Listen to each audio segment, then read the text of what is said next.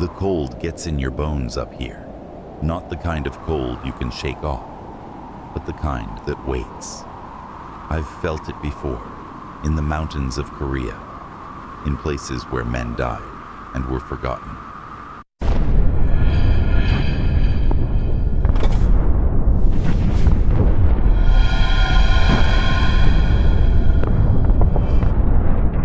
My name is Major Jack Delisle, Canadian Special Operations, and I don't believe in ghosts, not the conventional kind anyway. 48 hours of radio silence from Station Echo 7, Colonel Matheson said, sliding the folder across the metal table. The briefing room in Goose Bay smelled of burnt coffee and cigarettes. DEU line installation, critical early warning post. I flipped through grainy satellite photos. Soviets? That's the working theory. Weather knocked the main antenna array. Saboteurs finished the job. The door swung open, letting in a blast of Arctic air and a man I didn't recognize. Tall, lean, with eyes that had seen too much. Nathan Crow, CIA advisor, he said, not bothering to extend his hand. Something about the way he said advisor felt wrong. I know the installation's quirks. My team waited against the wall.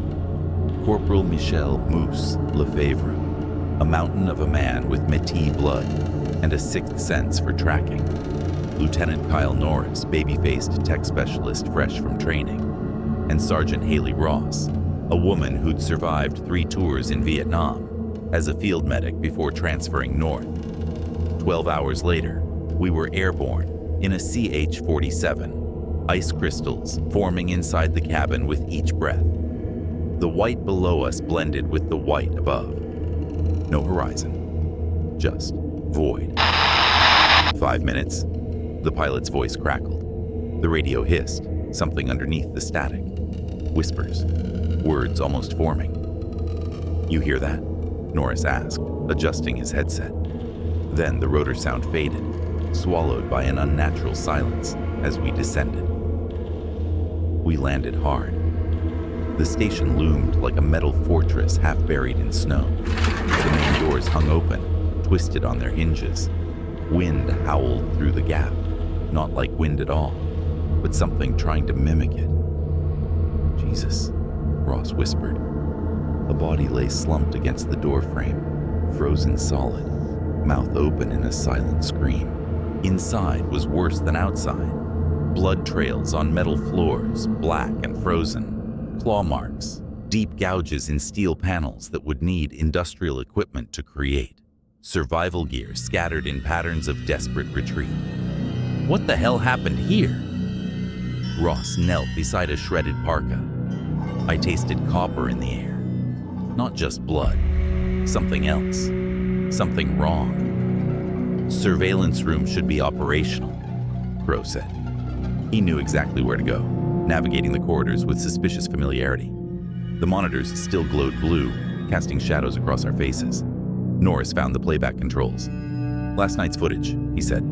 The screens showed blizzard white, then dark shapes moving with unnatural speed.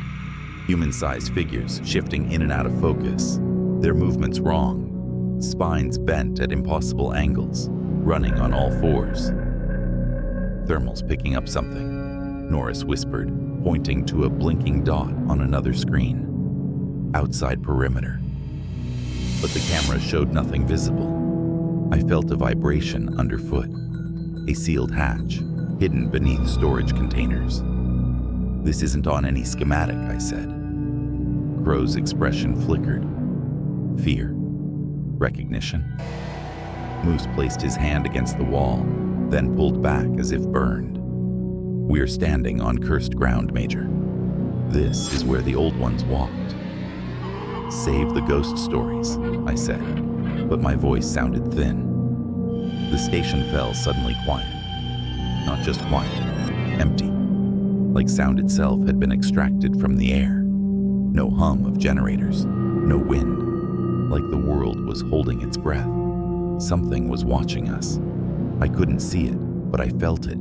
"Standard sweep protocol," I ordered. Ross with me, Moose with Crow, Norris monitoring comms. We split up, checking the station quadrant by quadrant.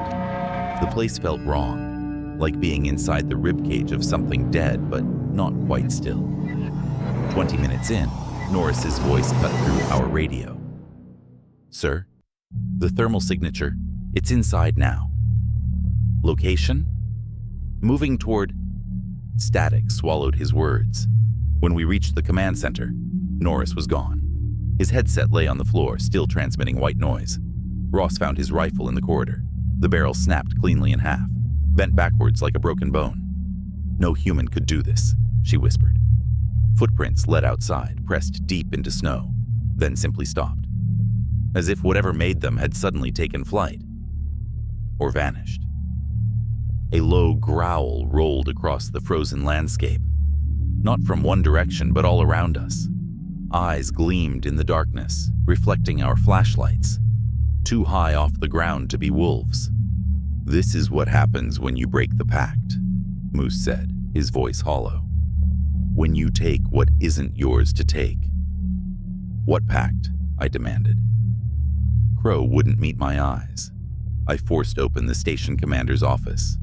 The lock gave with a crack like a gunshot. Inside, papers were scattered everywhere, except for one folder sealed with red tape. Project Lykan, classified.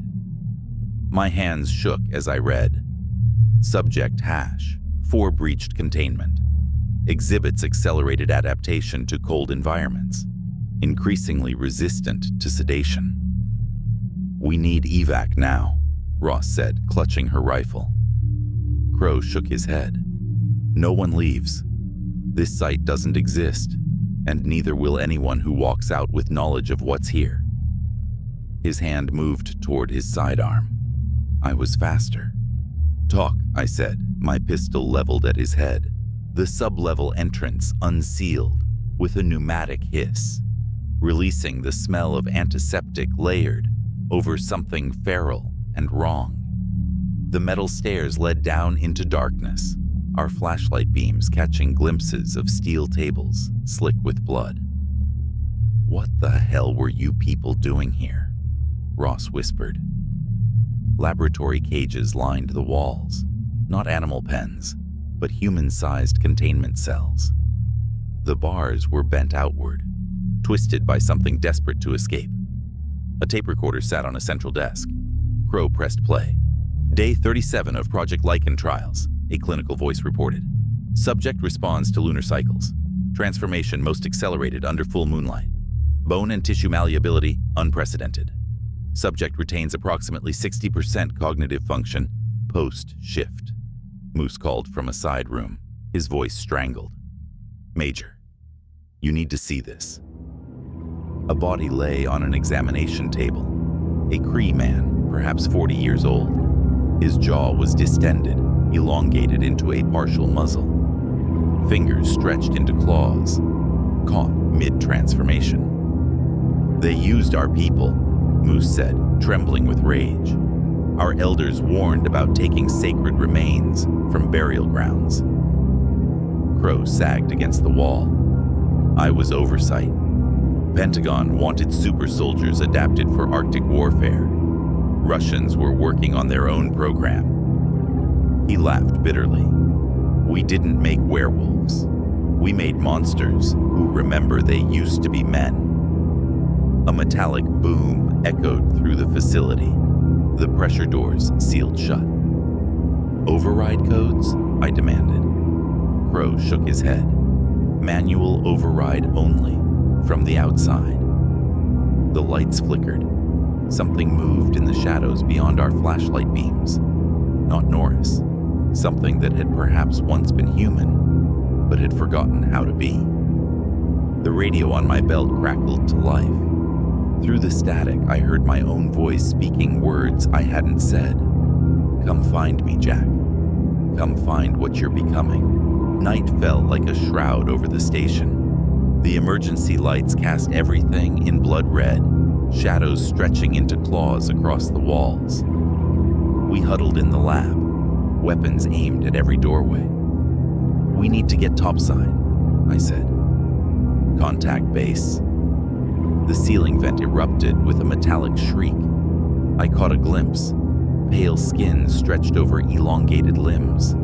A face caught between human and animal. Eyes reflecting red, like traffic lights in fog. Ross fired first, the muzzle flash illuminating the twisted form for half a second. It moved too fast, a blur of motion, leaping from wall to ceiling to floor. Its claws scraped across metal like nails on a chalkboard. "Get back!" I shouted.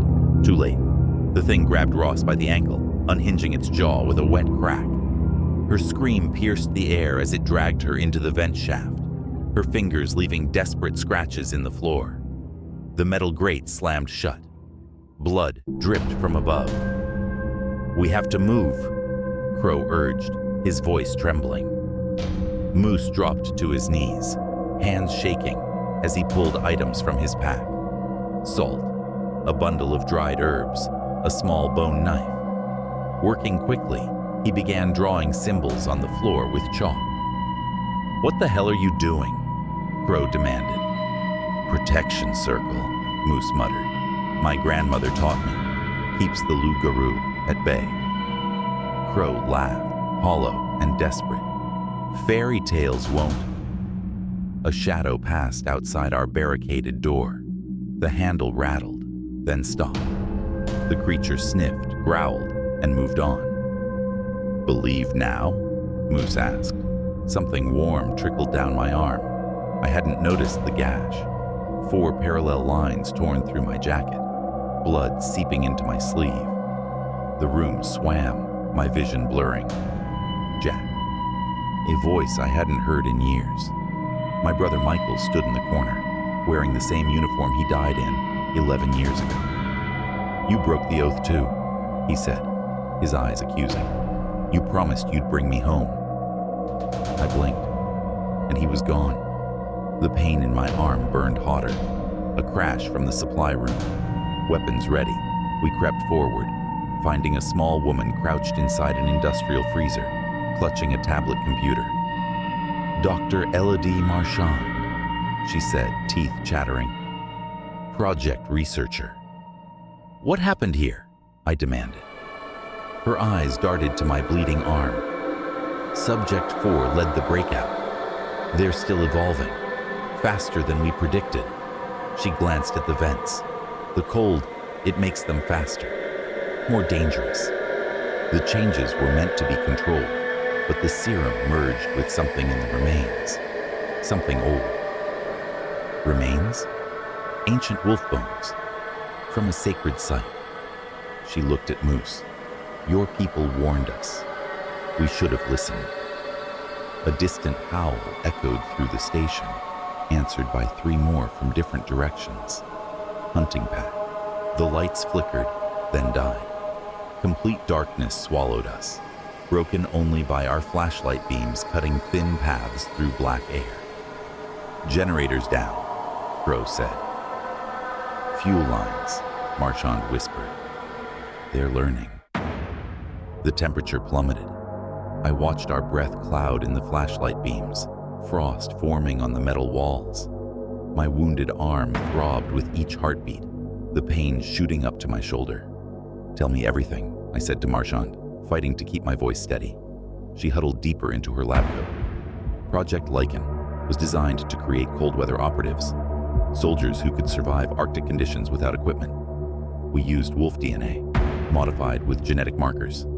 Her eyes locked onto Moose. The remains came from a Cree burial site.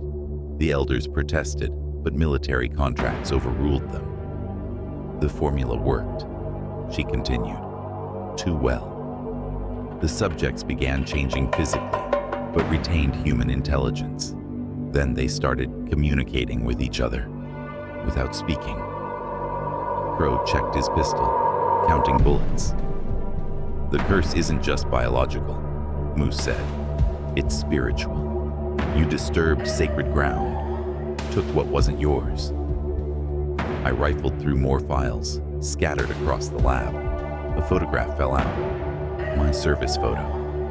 "What is this?" I demanded, showing it to Marchand. Her face paled. Candidate list. I turned to Crow, raising my gun. "You knew?" He stared back, hollow-eyed. "Special forces with Arctic experience. You fit the profile." Something crashed above us.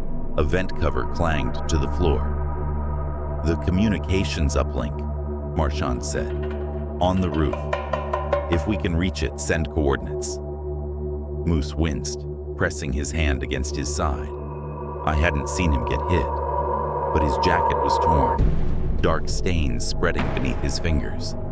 His breath came out thicker than ours, hanging in the air too long.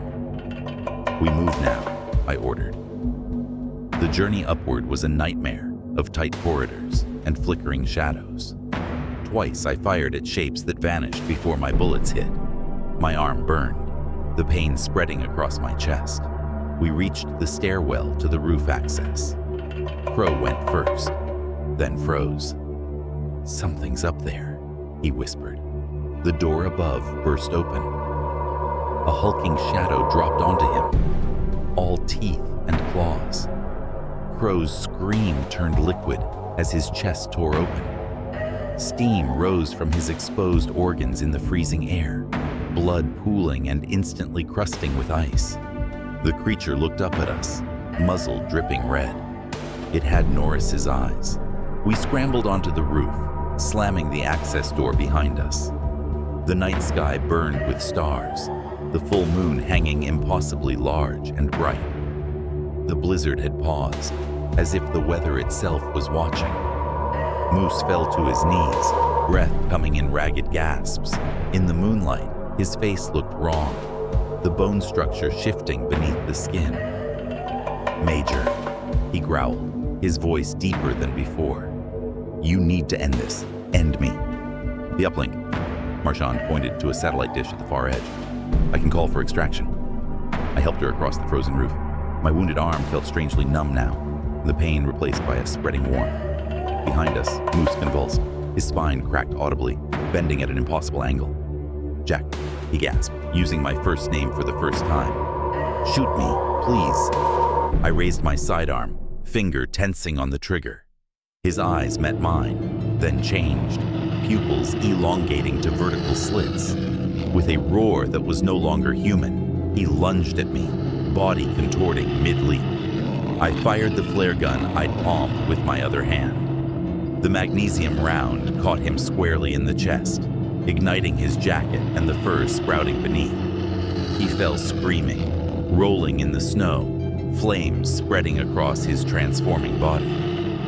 But he didn't die. The burning thing that had been Moose staggered upright, flesh charring but regenerating, jaw dislocating to reveal rows of pointed teeth. Movement from every direction. Dark shapes climbed over the edges of the roof. 7 of them. Former station personnel, now monstrosities caught between forms. They circled us, hemming us in. "The uplink," I shouted to Marchand. She worked the controls with shaking hands. "Coordinates locked." I pulled the detonator from my pocket, found in the lab files. Emergency protocol. The station had been rigged to destroy all evidence if compromised. "Get in," I ordered, shoving Marchand into the small uplink shelter. "Wait." She grabbed my arm. "Your blood. The infection. It's not a cure, but a reset." "What?" "The original DNA," she said. "Fresh infection overwrites the mutation, temporarily." I looked down at my arm. The wound had stopped bleeding, the edges turning black. "Go," I said, locking the shelter from outside. "Tell them what happened here." The creatures closed in. I thumbed the detonator's safety off. One of the shapes broke from the pack, larger than the others. It walked upright, more man than beast, but with a wolf's head upon human shoulders. Around its neck hung military dog tags that clinked softly in the frozen air. Subject 4. It spoke, voice rough but understandable. Jack Delisle. My name in that mouth sent ice down my spine. "You're like us now," it said. "The moon will show you." I felt something changing inside me. Bones softening, senses sharpening. The night became brighter, smells stronger. "I'm nothing like you," I said, backing toward the roof access. Subject 4 tilted its head. We all said that. Once. I pressed the detonator and ran. Charges detonated below, the roof buckling beneath my feet. I fell through collapsing metal, past flames and smoke, down into the burning heart of the station. As I plummeted, a strange calm washed over me. My body twisted in the air, reflexes I shouldn't have had. The fall should have killed me. It didn't. Excerpt from classified transcript operation Whiteout Debriefing, February 19th, 1974. Dr. Elodie Marchand. A rescue team found me 7 days after the incident. The uplink shelter protected me from the blast. Interrogator. And the others? Marchand. No bodies were recovered. Not Major Delisle, not any of his team. Not even Subject 4. Interrogator. The site? Marchand. Destroyed. But the damage. It wasn't just physical. Interrogator. Explain. Marchand. The dew line stations within a 200-mile radius still report radio anomalies. Voice transmissions corrupted by unknown frequencies. Sometimes they hear words. Interrogator. And you believe these are connected to Project Lykan? Marchand. I know they are. The subjects developed abilities we never anticipated. Mimicry was just the beginning. Interrogator. All records of Project Lykan have been redacted. It never existed. Marchand. You can't erase what happened. Something survived out there. Pause. It learned from us. It learned to mimic our speech, our thinking. It remembers what we are. Interrogator. Dr. Marchand, we need concrete facts, not... Marchand. Major Delisle was infected. I saw the wounds. If he survived. Interrogator. If... Marchand. The cold doesn't kill these things. It empowers them. Long pause. The blood samples I took from the Major before the evacuation. They're changing. Still changing, even in the lab. Interrogator. This interview is concluded. Somewhere in the endless white of the Arctic tundra, a figure moves beneath the moonlight. Military boots, torn fatigues, the remains of a Canadian Special Forces jacket, hanging in shreds from broad shoulders. The wind doesn't touch him. The cold doesn't slow him. He pauses, nostrils flaring, catching a scent on the breeze. His head tilts, listening to signals no human ear could detect. In the distance, a DW line radio tower crackles to life, its lights blinking red against the night sky. Words form in static, coordinates, commands, human voices reaching into the dark. The figure's eyes reflect gold in the moonlight. His lips pull back, not quite a smile, revealing teeth too sharp for a man. He moves toward the tower, leaving no breath clouds in the freezing air. The static grows louder, shaping itself into whispers that echo across the ice. They are calling him home.